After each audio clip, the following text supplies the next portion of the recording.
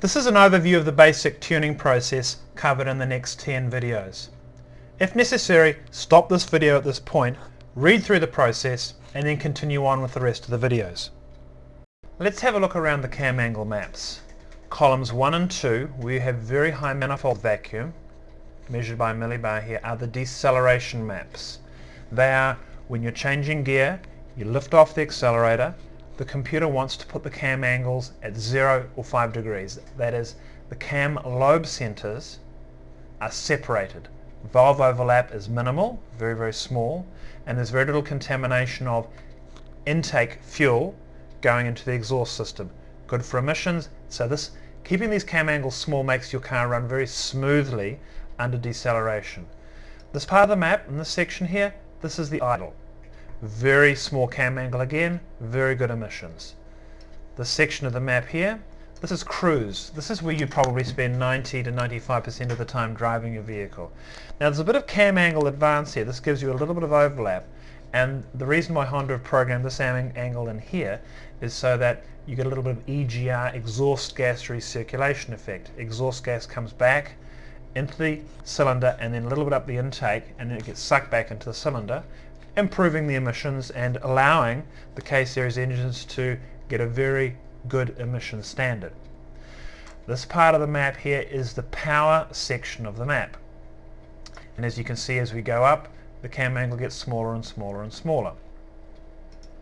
This bit here at 40 degrees, this is a bit that Honda have programmed in, and what this does in this particular instance, this map is for a supercharged RSX.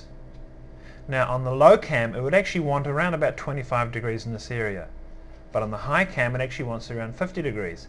The VTC point is set at 4000 RPM.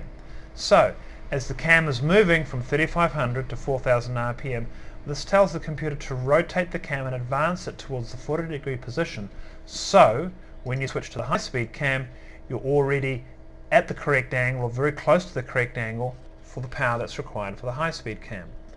Again, on the high speed cam we maintain 0 and 5 degrees overlap for relatively low RPM positions, which is normally in the area of cruise. But why don't we retard it to 0 up at this end of the rev range? There's a very good reason for this.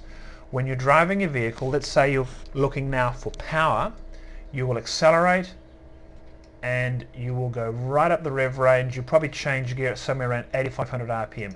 When you lift off the accelerator, you'll come back here, 85, drop down a couple of thousand RPM to say 6,500 RPM, and then go over here again.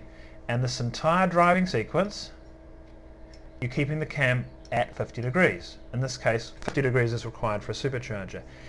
If the cam retarded to 0, it would take time to retard the cam to advance the cam from 0 degrees here back to 50 degrees. So keeping the cam angle constant in this area here means the cam angle stays at maximum advance all the time, which is very good for power. The cam takes a specific time, typically half, sometimes 3/4 of a second, to rotate from 0 to 50 degrees. And if you keep on retarding the cam to 0, you're going to lose power, because when you go back onto full throttle, you're not going to be 50, you're going to be going 10, 20, 30, 40, 50. And in a supercharged vehicle, you need to keep the cam at full advance. If the cam is retarded, you'll get a boost spike, and that boost spike will actually cause you to lose power.